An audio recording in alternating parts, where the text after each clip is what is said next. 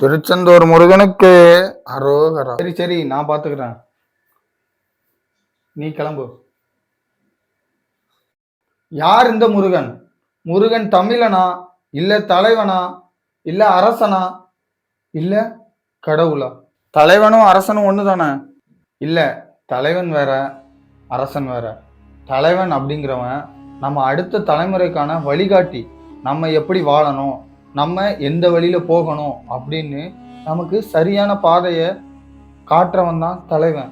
அதே இது அரசன் அப்படின்னா நமக்கான நம்மளை ஆட்சி புரியறவன், நம்மளை நம்மளை வச்சு அவன் ஆள்றவன், அவன் அரசன்.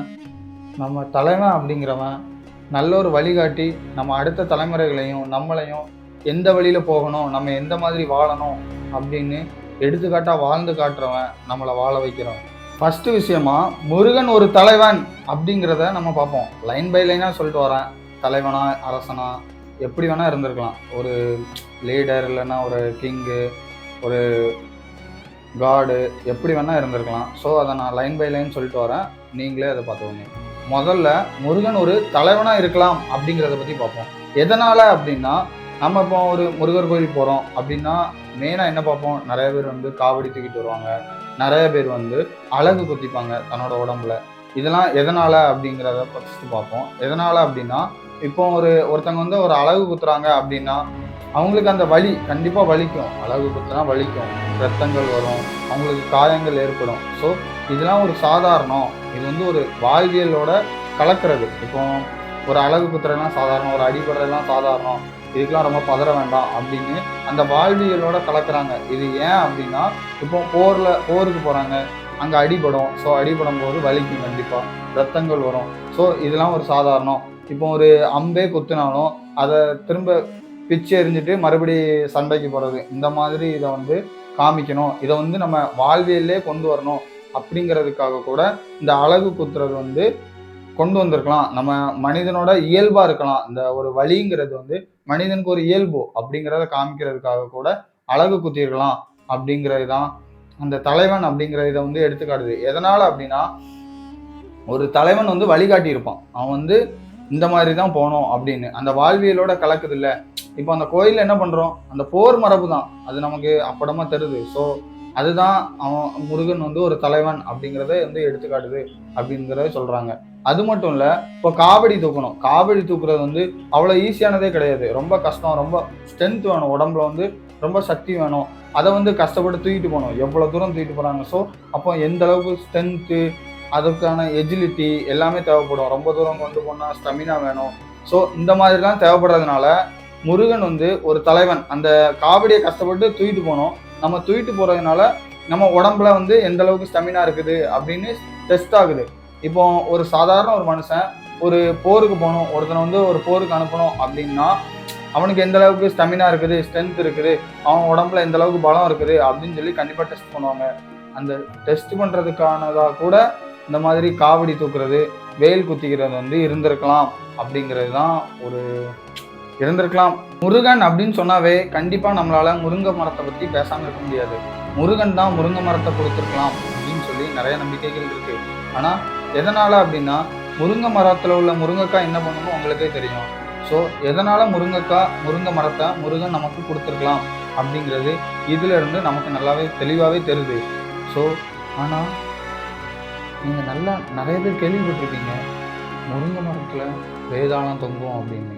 அந்த முருங்கை மரம் வீட்டு முத்தத்தில் இருக்கக்கூடாது, வீட்டில் முருங்கை மரம் வைக்கக்கூடாது அப்படின்னு சொல்லி நிறைய பேர் சொல்லியிருப்பாங்க. வேதாளம் முருங்கை மரத்தில் தொங்கும் அப்படின்னு சொல்லியிருப்பாங்க. அப்போ பர்டிகுலராக அந்த முருங்கை மரத்தை யாரோ வெறுக்கிறாங்கன்னு தானே அர்த்தம். அப்போ ஏன் முருங்கை மரத்தில் வேதாளம் தொங்கும் அப்படிங்கிற கதை வருது? எவ்வளவோ மரங்கள் இருக்குது, ஆனால் பர்டிகுலராக ஏன் முருங்கை மரத்தை மட்டும் டார்கெட் பண்ணணும்? முருங்கை மரத்தில் எவ்வளோ நன்மை இருக்குது. அந்த இலைகளை வந்து நம்ம அதை உணவாக சமைச்சு சாப்பிடலாம்.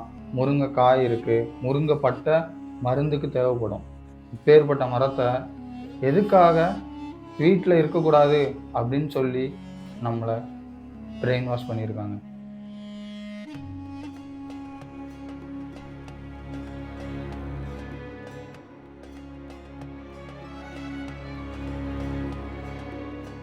ரெண்டாவதா முருகனோட பேசிக் ஸ்டோரி என்ன அப்படின்னு பார்ப்போம். முருகன், சிவன், பார்வதி, விநாயகர் எல்லாருமே குடும்பமா ரொம்பவே சந்தோஷமா வாழ்ந்துகிட்டு இருக்காங்க. ஸோ அந்த டைம்ல தான் நாரத முனிவர் வந்து அந்த ஃபேமிலிய வந்து மீட் பண்றாங்க. அப்படி மீட் பண்ணப்போ ஒரு பழம் வந்து குடுக்காங்க. அது ஞான பழம். இந்த பழத்த யாராவது ஒருத்தவங்க தான் சாப்பிடணும்.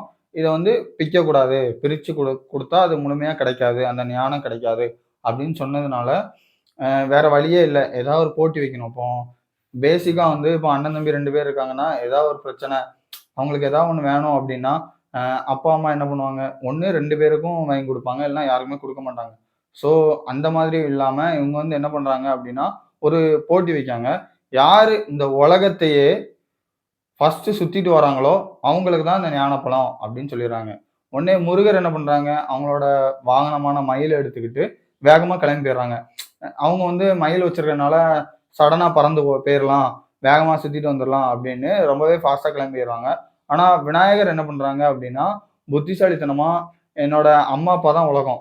நெறைய பேர் இப்போ நம்ம ஃபேமிலிலே இதிலே எடுத்துக்கிட்டோம்னா, மனுஷங்களே எடுத்துக்கிட்டோம் அப்படின்னா, நெறைய பேர் என்ன சொல்லுவாங்க, எனக்கு எங்க அம்மா, அப்பா தான் உலகம். எங்க அம்மா, அப்பா தான் உயிரு அப்படின்னு சொல்ற மாதிரி, விநாயகர் வந்து என்ன சொல்றாங்க அப்படின்னா, எனக்கு எங்க அம்மா, அப்பா தான் உயிரு.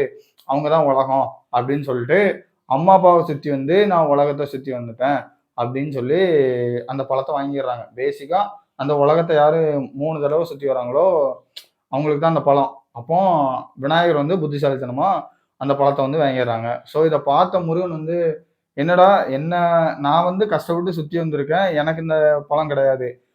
அப்படின்னு சொல்லி ரொம்பவே கோவப்பட்டு, ரொம்பவே டென்ஷன் ஆயி யாரா இருந்தாலும் கோவம் வரதான் செய்யும். இந்த மாதிரி பண்ணும்போது வந்து, நான் வந்து கஷ்டப்பட்டு உழைச்சிருக்கேன். இந்த அளவுக்கு உழைச்சும் எனக்கு கிடைக்கல. நான் வந்து வேர்வை சிந்தி உலகத்தையே சுத்தி வந்திருக்கேன். அப்போ கிடைக்கல. அப்படின்னு சொல்லிட்டு ரொம்பவே கோவமா கிளம்பி தமிழ்நாட்டுக்கு வந்ததாகவும் சொல்லப்படுது. என்ன அப்படின்னா, பேசிக்கா வந்து இப்போ இது வந்து எப்படி இருக்கு அப்படின்னா, ஒரு தொழிலாளர்களுக்கும் ஒரு ஒரு முதலாளிக்கும் உள்ள பிரச்சனை அப்படிங்கிற மாதிரி கூட இது போர்ட்ரேட் ஆகலாம். ஆனா, இதுதான் பேசிக்கான ஸ்டோரி. அதுக்கப்புறம் இங்க தமிழ்நாட்டுக்கு வந்தோனே பழனியில வந்து ஆண்டியா நின்னதாகவும், அந்த கோவத்துல வந்து ஆண்டியா வந்து நின்னதுனாகவும் அந்த ஒரு ஸ்டோரி இருக்கு. ஒழுங்கா கதைய சொல்லு. இல்லன்னா ஓட விட்டு அடி விழும் பார்த்துக்க. இந்த செட் ஆஃப் ஸ்டோரீஸ்லயே ஒரு சில கேள்விகள் இருக்கு. இது ஜஸ்ட் என்னோட பாயிண்ட் ஆஃப் வியூன்னு வச்சுக்கோங்களேன். ஒரு ஒரு பாயிண்ட் ஆஃப் வியூ எடுத்துட்டு வரேன். எப்படின்னா, இப்போ இதுல வந்து பிள்ளையார் வந்து எந்த ஒரு அவங்க அம்மா, அப்பா தான் உலகம் அப்படிங்கிறத சொல்றாங்க. அது மட்டும் இல்லாம பிள்ளையார் இருக்கிறது வந்து ஒரு அரச மரத்துக்கு அடியில. அத வந்து போதி மரம் அப்படின்னு சொல்லுவாங்க. அந்த அரச மரத்துக்கு அடியில. இப்போ இதே பெர்ஸ்பெக்டிவ்ல நம்ம புத்தர் எடுத்துட்டு வாங்களேன். புத்தருக்கும் அதே மாதிரி தான். அவங்க அம்மா, அப்பா தான் அவங்களுக்கு தெரியும். உலகம்னா என்னன்னே தெரியாது. யாரோ ஒருத்தங்க இறந்து கொண்டு போய்க்கிட்டு இருக்காங்க. அ அத பார்த்துட்டு இது என்ன? எதுக்காக இப்படி போறாங்க? அப்படின்னு சொல்லி கேட்டவர் தான் புத்தர் அப்படின்னு சொல்லி சொல்லுவாங்க. ஸோ பிள்ளையாருக்கும் அவங்க அம்மா, அப்பா தான் உலகம் அப்படின்னு சொல்லி அந்த உலகத்த சுத்தி வந்த மாதிரி அந்த ஸ்டோரி இருக்கு. புத்தருக்குமே அவங்க அம்மா, அப்பா மட்டும் தான் தெரியுது. வெளி உலகம் தெரியல. அப்படிங்கிறது இந்த ஸ்டோரியா? இந்த 2ம் கனெக்ட் ஆகுதா? அதுக்கப்புறம் இன்னொன்னு என்ன அப்படின்னா, பிள்ளையார் வந்து எப்பவுமே போதி மரத்துக்கு அடியில இருப்பாங்க அப்படின்னு சொல்லி நம்ம பார்த்துருக்கோம். பிள்ளையார் சிலைகள் வந்து அந்த அரச மரத்துக்கு அடியில தான் இருக்கும். புத்தரோட புத்தர் வந்து ஞானம் கிடைச்சது, அவங்க எதுல இருக்கிறது அப்படின்னா, அந்த அதே அரச மரம் தான். அந்த போதி மரம் தான்.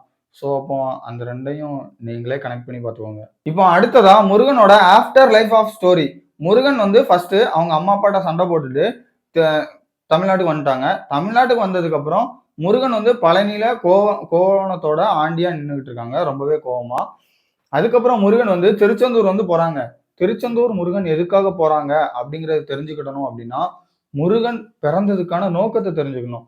முருகன் எதுக்காக பிறந்திருக்காங்க அப்படின்னா, வீர மகேந்திரபுரம் அப்படிங்கிற ஊர சூரபத்மன் அப்படிங்கிற ஒருத்தன் வந்து ஆட்சி பண்ணிட்டு இருக்கான். அவன் யாரு அப்படின்னா, பிரம்மனோட பையனான காசிபர் அப்படிங்கிறவங்களுக்கும், மாயை அப்படிங்கிறவங்களுக்கும் பிறந்தவங்க தான் இந்த சூரபத்மன்.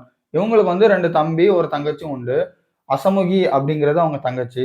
தம்பிகள் பேர் வந்து சிங்கமுகன், தாரகாசுரன் அப்படிங்கிறவங்க அவங்களோட தம்பி.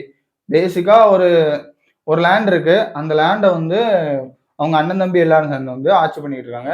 அது எந்த இடத்துல இருக்கு அப்படின்னா, இப்போ இருக்கிற இந்தியாவுக்கு ஈஸ்ட் பக்கம் இருக்கு. பே ஆஃப் பெங்கால் இருக்குல்ல, அந்த கடல் பக்கத்துல வந்து இந்த ஒரு லேண்ட் இருக்கு. இந்த லேண்ட வந்து அண்ணன், தம்பி 3 பேர் வந்து ஆட்சி பண்ணிட்டு இருக்காங்க. ஆனா வந்து எல்லாருமே சண்டை போட்டுக்கிட்டு, ரொம்பவே கொடுங்கோல் ஆட்சி பண்ணிட்டு இருக்காங்க. ரொம்பவே மக்கள வந்து கஷ்டப்படுத்துறது. நான் தான் பெரிய ஆளு அப்படிங்கிறத காமிக்கிறதுக்காக எல்லாத்தையுமே சண்டை இழுக்கிறது அந்த மாதிரி பண்ணிட்டு இருந்தோன்னே ரொம்பவே கோவப்படுறாங்க தேவர்கள்லாம். ஆப்வியஸ்லி அந்த தேவர்கள்லாம் வந்து கோவப்படுவாங்க. அவங்க அவங்க வந்து விஷ்ணு, சிவன் கிட்டலாம் போய் வந்து முறையிடுவாங்க. இது வந்து பேசிக்கா இருக்கிறது. அந்த மாரி வந்து அந்த தேவர்கள் வந்து ரொம்பவே கோவமானோனே சிவன்ட்ட போய் சொல்றாங்க. அப்பந்தான் சிவனுக்கு வந்து ஒண்ணு ஞாபகம் வருது. அந்த சூரபத்மன் வந்து ஒரு மிகப்பெரிய வரம் வாங்கியிருப்பான். அவன் என்ன வரம் வாங்கியிருப்பான் அப்டின்னா, என்ன சாகா வரம் கேட்பான். ஆப்வியஸ்லி எல்லாரும் கேட்கறது தான். ஸோ ஒருத்தன் வந்து பிறந்தா கண்டிப்பா இறந்தே ஆகணும் அப்டின்னு சொல்லிட்டு சிவன் வந்து சொல்லியிருப்பாங்க. ஸோ அதனால சூரபத்மன் என்ன வரம் கேட்டிருப்பான் அப்டின்னா, என்ன கொல்றவன் வந்து எந்த ஒரு தாயோட வயித்துலயும் பொறந்திருக்கவே கூடாது. அப்டிங்கிற மாதிரி ஒரு வரம் வந்து வாங்கியிருப்பான். இதனால சிவன் என்ன பண்றாங்க அப்டின்னா, தன்னோட நெற்றிக் கண்ண திறந்து அதுல வந்து ஒரு 6 தீப்பொறிய வந்து வர வச்சு, அத சரவண பொய்கை அப்படிங்கிற இடத்துல அந்த இடத்துல வந்து அந்த ஒரு தாமரை மலர்ல வந்து அந்த தீப்பொறி போய் விழுது. அதுலருந்து ஒரு 6 குழந்தைகள் வந்து வெளிய வருது. இது பேசிக்கா ஒரு ஸ்டோரி. அந்த பாயிண்ட் ஆஃப் வியூலயே பாருங்க. இது வந்து ரியல் லைஃப்ல நடக்குமா அப்படின்னு கேட்டா, அது நமக்கு தெரியல. ஸோ அந்த 6 குழந்தைகள் வருது. அத வந்து கார்த்திகை பெண்கள் அப்படிங்கிறவங்க வந்து வளர்க்குறாங்க. அந்த கார்த்திகை பெண்கள் வந்து அந்த 6 சின்ன குழந்தைங்களையும் நல்லா சந்தோஷமா வளர்த்துக்கிட்டு இருக்காங்க. இத பார்க்கறதுக்காக ஒரு தடவ வந்து பார்வதி வந்து வராங்க. ஸோ வந்தப்போ அந்த 6 குழந்தைகளையும் ஒண்ணா கட்டி அணைக்கும்போது வந்து, அந்த குழந்தைங்கள்லாம் ஒண்ணாகி ஆறுமுகனா மாறிட்டாங்க. அததான் வந்து சண்முகன் அப்படின்னு சொல்லுவாங்க. கந்தன் அப்படிங்கிறத சொல்லுவாங்க. கந்தன் அப்படின்னா ஒண்ணு சேர்க்கப்பட்டவன் அப்படின்னு பொருள் அப்படின்னு சொல்லுவாங்க. ஸோ அந்த மாரி ஆறுமுகனா ஆகியிருக்காங்க. அதுக்கப்புறம் அதுக்கப்புறம் தான் அந்த after set of story. First நான் சொன்னேன்ல, அந்த நாரதர் வந்து அதுக்கப்புறம் திருச்செந்தூர் வருவாங்கல்ல. ஸோ இதுதான். பேசிக்கா ஒரு பையன் வந்து கருவுல இருந்து உருவாகல. அந்த சிவனோட நெற்றிக்கண் அந்த தீப்பழம்புல உருவானதுனால, சூரபத்மன அழிக்கிறதுக்கு தகுதியானவன் அப்படிங்கிறது தான் இதோட ஸ்டோரியே. ஸோ அந்த சூரபத்மன அழிக்கிறதுக்காக வராங்க. சண்டை போடுறதுக்காக வராங்க. அவன் வந்து பெரியவன் மாரி இருந்தோனே, வீரபாகு அப்படிங்கிறவன வந்து அப்படிங்கிறவங்கள வந்து நம்ம முருகன் வந்து சூரபத்மன்ட்ட அனுப்பி விடுறாங்க. ஆனா, அவன் சூரபத்மன் என்ன பண்றான்னா, அந்த வீரபாகு வந்து சிறைப்பிடிச்சு வச்சிடுறான். ஏன்னா, சூரபத்மன் வந்து சாதாரண ஆள் கிடையாது. அவன் எந்த மாரி வரம் வாங்கியிருக்கான் அப்டின்னா, நான் வந்து 1008 அண்டங்கள் இப்போ பூமி, பூமிங்கிறது நார்மலா எர்த்து. அதுக்கப்புறம் பால்வெளி மண்டலம், மில்க்வே கேலக்ஸி அதுக்கப்புறம் அதெல்லாம் சேர்ந்து தான் யூனிவர்ஸு. ஆனா, அவன் 1008 யூனிவர்ஸையே ஆளணும் அப்டின்னு சொல்லியிருக்கான். ஸோ, ரொம்ப பெரிய ஆள் தான். ஒரு செகண்ட்ல யூனிவர்ஸ் டூ யூனிவர்ஸ் வந்து போற அளவுக்கு அவன்ட்ட பவர் ரொம்பவே அதிகம். ஸோ ரொம்ப பெரிய பவர்ஃபுல்லான பெர்சனா இருக்கான். அப்படி பவர்ஃபுல்லான பெர்சன ஒரு சின்ன பையன், முருகன்ங்கிறது வந்து ஒரு சின்ன பையன் தான். டீனேஜ்ல தான் இருக்கான்னு வச்சுக்கோங்களேன். ஒரு ஒரு நார்மலா ஒரு சின்ன பையன் தான். ஸோ அந்த பையன் வந்து எப்படி சண்டை போட்டு அழிக்க போறான் அப்படிங்கிறது தான் ஆஃப்டர் செட் ஆஃப் ஸ்டோரீஸு. இதுக்கப்புறம் முருகன் வந்து சூரபத்மன அழிக்கிறதுக்காக போறாங்க. அப்படி போகும்போது முருகனோட அம்மாவான பார்வதி வந்து முருகனுக்கு வந்து ஒரு வேல் வந்து குடுக்காங்க. இந்த வேல் வந்து ரொம்பவே சக்தி வாய்ந்த வேலு. இத வச்சு நீ யார வேணா அழிக்கலாம் அப்படின்னு சொல்லி அவங்களோட சக்தியவே வேலா மாத்தி குடுக்காங்க அப்படின்னு ஒரு பெர்ஸ்பெக்டிவ் இருக்கு. ஸோ அந்த வேல வாங்கிக்கிட்டு சூரபத்மன அழிக்கிறதுக்காக முருகன் வந்து போறாங்க. அப்படி போகும்போது இடையில அவனோட சூரபத்மனோட தம்பியான சிங்கமுகன் இருக்கான். அவன் கொஞ்சம் கொஞ்சம் கொஞ்சம் நல்லவன்னு சொல்லலாம். அந்த இப்போ மகாபாரதத்துல எப்படி கர்ணன் இருந்தான். துரியோதனன் வந்து ரொம்பவே கெட்டவன். ஆனா கர்ணன் வந்து என்ன சொல்லியிருப்பான், "வேண்டாம் பெருசா சண்டைக்குலாம் போக வேண்டாம்." அப்படிங்கிற மாரி சொல்லிக்கிட்டே இருப்பான்ல. அந்த மாதிரியே வந்து சிங்கமுகனும் கொஞ்சம் கொஞ்சம் நல்லவன். அவனும் சொல்றான், "வேண்டாம் பெரிய அளவு சண்டைக்குலாம் போக வேண்டாம்."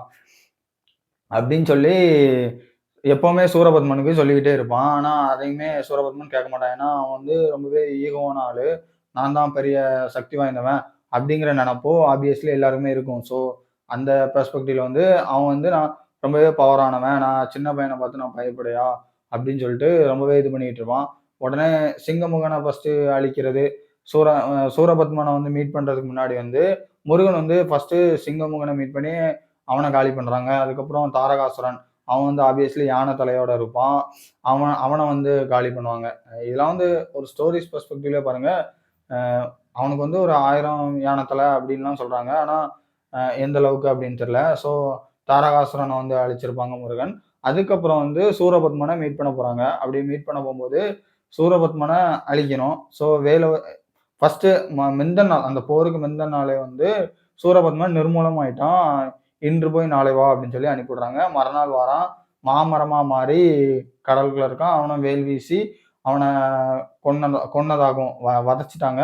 அதுக்கப்புறம் சேவலாவும் மயிலாவும், ஒரு பக்கம் சேவலும் இன்னொரு பக்கம் மயில். சேவல் வந்து கொடி ஆப்வியஸ்லி, மயில் வந்து முருகன்ட்ட வந்ததாகவும், அந்த சூரபத்மன் வந்து முருகன்ட்டே கடைசி வந்து தஞ்சம் புகுந்ததாகவும் அந்த ஸ்டோரி முடியுது. இது வரைக்கும் நம்ம பார்த்தது ஒரு பேசிக்கான ஸ்டோரி. முருகன் வந்து இமயமலையிலிருந்து கிளம்பி தமிழ்நாட்டுக்கு வந்து சூரபத்மனை அழிச்ச ஒரு எல்லா மக்களாலையும் பேசப்படுற ஒரு ஸ்டோரி. இது வந்து ஒரு நார்மலா எல்லா மக்களாலையும் பேசப்படுற ஸ்டோரி. ஆனா இதுலதான் எனக்கு ஒரு கேள்வியே இருக்கு. குன்றிருக்கும் இடமெல்லாம் குமரன் குமரன் இருப்பான் அப்படின்னு சொல்லி சொல்லுவாங்க. ஸோ அப்போ மலைகள் இருக்கிற இடத்துல முருகன் இருப்பான் அப்படிங்கிறதான் அதோட அர்த்தம். அப்போ முருகன் வந்து ஒரு மலை அரசனா கூட இருந்திருக்கலாம் அப்படிங்கிறதான் என்னோட கேள்வி.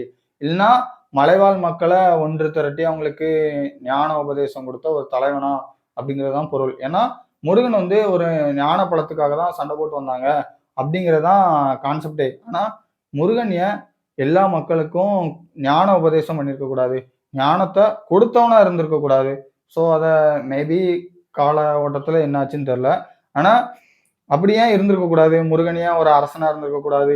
முருகன் ஏன் எல்லா மக்களுக்குமே ஒரு ஞானத்தை கொடுத்தவனா இருந்திருக்க கூடாது? இது மட்டும் இல்ல, இன்னொரு கேள்வி என்ன அப்படின்னா, முருகன் வந்து 6 படை வீடு, 6 படை வீட்டுல வந்து முருகன் வந்து இருந்தாங்க அப்படின்னு சொல்லி ஒரு எல்லாராலையும் சொல்லப்படுது. ஆனா அந்த படை அப்படிங்கிறது வந்து நிறைய பேர் வந்து ஆர்மி கேம்ப்ஸ், 6 செட் ஆஃப் வந்து படைகளை திரட்டியிருக்காங்க, 6 செட் ஆஃப் படைகள் இருந்திருக்கு அப்படிங்கிற மாதிரி நிறைய பேர் சொல்றாங்க. ஆனா என்னோட கேள்வி என்ன அப்படின்னா, நிறைய பேர் கேள்விப்பட்டிருப்பீங்க, பாம்பை கண்டால் படையும் நடுங்கும் அப்படின்னு சொல்லியிருப்பாங்க. அப்போ பாம்பை கண்டா ஒரு கூட்டமே நடுங்கும் அப்படிங்கிறது கூட ஒரு பொருளா எடுத்துக்கலாம். ஏன்னா படை வீரர்கள் நடுங்குவாங்க அப்படிங்கிறது மேபி அது அந்த அளவுக்கு பெருசா பொருள் படலை. ஏன்னா ஒரு வீரன் அப்படிங்கிறவன் வந்து எதை கண்டும் நடுங்க மாட்டான். ஒரு யானையே வந்தாலும், ஒரு காளமாடே வந்தாலும் போருக்காக நிற்பான், சண்டை போடுவான், உயிரை விடுற துணிஞ்சு நிற்கிறவன் தான் வீரன். அந்த காலத்திலே சொல்லியிருக்காங்க. அப்படின்னா படை அப்படிங்கிறது வந்து ஒரு கூட்டமா தான் இருக்கணும். ஸோ இந்த இடத்துல படைங்கிறது ஏன் கூட்டமா இருக்கக்கூடாது? 6 படை வீடுனா 6 செட் ஆஃப் கூட்டம். இப்போ ஒரு ரெவல்யூஷன் பண்ணணும், ஒரு புரட்சி பண்ணணும், ஒரு இடத்த கேப்சர் பண்ணணும் அப்படின்னா நிறைய செட் ஆஃப் மக்கள்னா நிறைய செட் ஆஃப் போர் வீரர்கள் தேவைப்படுவாங்க. ஸோ முருகன் ஏன் ஒரு அரசனா இருந்து, இந்த இடத்துல தான் முருகன் அரசன் அப்படிங்கிற பெர்ஸ்பெக்டிவ் வருது.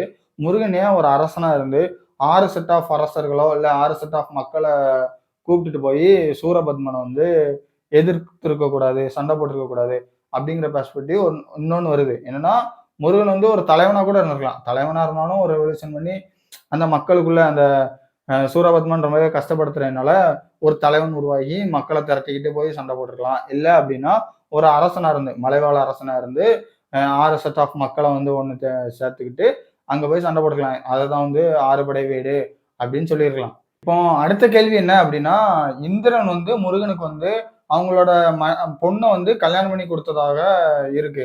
என்ன அப்படின்னா, முருகன் வந்து போர்ல வின் பண்ணிட்டாங்க. வின் பண்ணதுக்கு அப்புறம் இந்திரன் வந்து அவங்க மகளையே கல்யாணம் பண்ணி கொடுத்ததாக இருக்கு. இந்திரன் யாரு?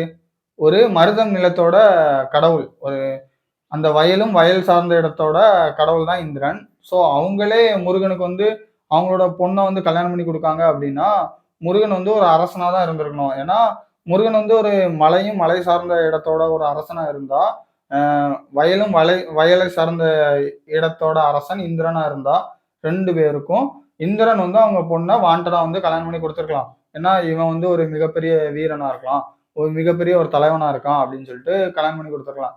இன்னொரு கேள்வி என்ன வருது அப்படின்னா, முருகன் வந்து பிள்ளையார்கிட்ட வந்து தோத்து ஞானப்பழத்தை கொடுத்துட்டு பிள்ளையார் எடுத்துக்கிட்ட மாதிரி ஸ்டோரி இருக்கு. ஆனா ஏன் இப்படி இருந்திருக்க கூடாது?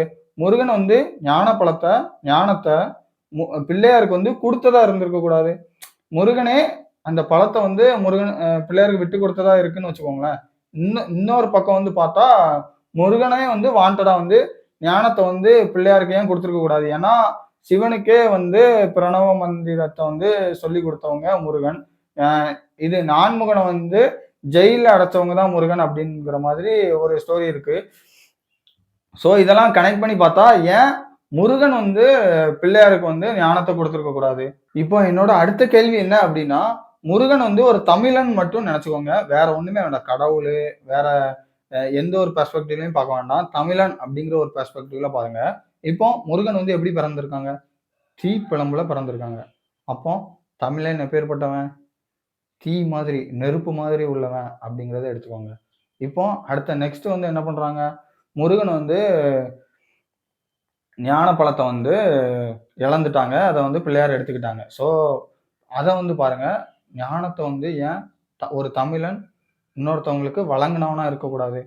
பிள்ளையாருக்கு வந்து ஞானத்த பழமா பார்க்காதீங்க. அது ஒரு ஞானம் அப்படிங்கிற ஒரு ஒரு அறிவா மட்டும் பாருங்களேன். அத ஏன் ஒரு தமிழன் வந்து பிள்ளையாருக்கு வந்து அடுத்தவங்களுக்கு வந்து வழங்குனவனா இருக்கக்கூடாது? ஸோ, நெக்ஸ்ட் வந்து என்ன பண்றாங்க? அந்த ஸ்டோரியில என்ன வருது? அ முருகன் வந்து தமிழ்நாட்டுக்கு வந்த மாதிரி இருக்கு. ஸோ, ஏன் ஒரு தமிழன் வந்து வெளிய அடுத்த அடுத்த ஒரு கண்ட்ரி இல்லன்னா ஒரு அடுத்த ஒரு இடத்துக்கு வெளி நாட்டுகளுக்கு சென்றவனா இருக்கக்கூடாது? இப்போ அடுத்த ஸ்டோரி எடுத்துட்டு வாங்க. முருகன் வந்து ஒரு அரசன எதிர்த்து சண்ட போடுற மாதிரி இருக்கு. ஒரு அரக்கன எதிர்த்து சண்ட போடுற மாதிரி இருக்கு. ஸோ, ஏன் ஒரு தமிழன் வந்து அடுத்த செட் ஆஃப் அரசங்களையோ, இல்ல ஒரு அடுத்த செட் ஆஃப் லீடர்ஸையோ வந்து போய் சண்ட போடுறவனா, எதிர்க்கிறவனா இருக்கக்கூடாது? ஸோ, இது எல்லாத்தையுமே விட்டுருவோம். ஒரு முருகன பத்தின ஒரு இன்ட்ரஸ்டிங்கான விஷயத்த பத்தி நான் இப்ப சொல்லப் போறேன். என்ன அப்டின்னா, ஒரு தடவ முருகனோட சிலைய வந்து எடுத்து வச்சு விசிறிக்கிட்டு இருந்திருக்காங்க வெளிய வச்சு. அது ஒரு திருவிழாவே நடக்குமாம். ஆவணி திருவிழாவா, இல்ல மாசி திருவிழாவான்னு தெரியல. 2ல ஏதோ ஒரு நாள் வந்து முருகனோட சிலைய வச்சு 2 பேர் விசிறிக்கிட்டு இருந்தாங்க. அ உடனே ஒரு கலெக்டர் திருநெல்வேலியிலருந்து இது வந்து வெள்ளைக்காரங்க இருந்திருப்பாங்கல்ல, அந்த டைம்ல நடந்தது. வெள்ளைக்காரங்க வந்து ஒரு கலெக்டர் வந்து அந்த முருகன் சிலைய வந்து விசிறத பார்த்துட்டு ரொம்பவே நக்கலா, "முருகனுக்கு என்ன வேர்க்கவா போகுது? விசிறிக்கிட்டு இருக்கீங்க" அப்படின்னு சொல்லி கேட்டுட்டாங்க. ஸோ, அதனால என்ன பண்ணாங்க அப்படின்னா, ஒண்ணு விசிறத விட்டுட்டு எல்லா ட்ரெஸ்ஸஸையும் எடுத்துட்டு ஒரு துணிய வச்சு தொடச்சு, அ அந்த ஒரு துணிய வந்து அந்த சிலை மேல வந்து வச்சிருக்காங்க. அப்போ அந்த துணி அப்படியே நனைஞ்சுக்கிட்டே வந்திருக்கு. உடனே அந்த துணிய எடுத்து புழிஞ்சும் காமிச்சிருக்காங்க. தண்ணியா விழுந்திருக்கு. இத பார்த்த உடனே அந்த கலெக்டரே மிரண்டு போயி மன்னிப்பும் கேட்டு போனாராம். இத பார்க்கும்போது ரொம்பவே இன்ட்ரஸ்டிங்கா இருந்துச்சு. ரொம்பவே வித்தியாசமாவும் இருந்துச்சு. என்ன அப்டின்னா, ஒரு கலெக்டரு கிண்டல் அடிச்சிருக்காங்க. முருகன் சிலைக்கு என்ன வேர்க்கவா போகுது அப்படின்னு. ஆனா, உண்மையிலேயே அந்த முருகன் சிலைக்கு வேர்த்திருக்கு அப்படிங்கிறது தான் அந்த இன்ட்ரஸ்டிங்கான ஸ்டோரி. இன்னும் ஒரு சில இடங்கள்ல என்னால பார்க்க முடிஞ்சது என்ன அப்படின்னா, சிக்கல் அப்படிங்கிற இடத்துல வந்து பார்வதி வந்து முருகனுக்கு வேல் கொடுத்ததாகவும், அந்த டைம்ல முருகனுக்கு வந்து ரொம்பவே வேர்த்ததாகவும் இன்னொரு ஸ்டோரி இருக்கு. அதே மாதிரி சிக்கல்லையும் வந்து அங்க உள்ள முருகன் சிலைக்கு அந்த ஒரு டைம்ல ரொம்பவே வேர்க்கும். அத வந்து துடைப்பாங்க. அந்த வேர்வை துளிகள வந்து துடைப்பாங்க அப்படின்னு ரொம்பவே இன்ட்ரஸ்டிங்கான ஸ்டோரி வந்து ஒரு சில இடத்துல என்னால பார்க்க முடிஞ்சுச்சு. முருகன் அப்படிங்கிறவங்கள வந்து கடவுள் அப்படிங்கிறவங்கள தாண்டி ஒரு மனுஷனா பார்த்தோம்னா ரொம்பவே ஆச்சரியமா இருக்கு. ஏன்னா, அவங்க நமக்காக ஞானம், படைகளம் எப்படி ரெடி பண்றது, எப்படி சண்டை போடுறது, எப்படிலாம் மனுஷங்க வந்து அந்த போர கூட ஈஸியா சந்திக்கிறது, அந்த அலகு குத்துறதா இருக்கட்டும், காவடி தூக்குறதா இருக்கட்டும், இந்த மாதிரி வேலன் வெறியாடல்னு இருக்கு. அந்த மாதிரி உள்ளதெல்லாம் கத்துக் குடுத்துருக்காங்க அப்படிங்கிறதப்போ பார்த்தப்போ ரொம்பவே ஆச்சரியமா இருக்கு. அது மட்டும் இல்லாம முருங்க மரத்தையே நமக்காக குடுத்துருக்காங்க. முருங்க மரத்தால எவ்வளவு நன்மைகள் இருக்கு. அ நம்ம முருங்கக்காய் சாப்பிடுறதுனால என்னென்ன நன்மைகள் இருக்கு அப்படிங்கிறதெல்லாம் இருக்கு. ஆனா, முருங்க மரத்துல வேதாளம் தொங்கும் அப்படின்னு சொல்ற, முருங்க மரத்துல முருங்கக்காய் தான் தொங்குது. அப்போ அதான் வேதாளம். சூரபதுமன் என்ற நாமம் கொண்ட என்னை வீழ்த்துவதற்கு எவனடா இருக்கிறான்? தமிழ் கடவுள் முருகன் வந்துகிட்டு இருக்காராம்.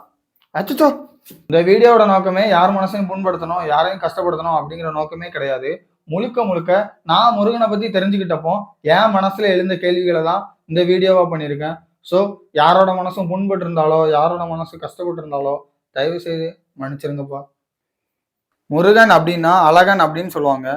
அப்போ முருகன் தமிழன் அப்படின்னா, அப்போ தமிழர்களும்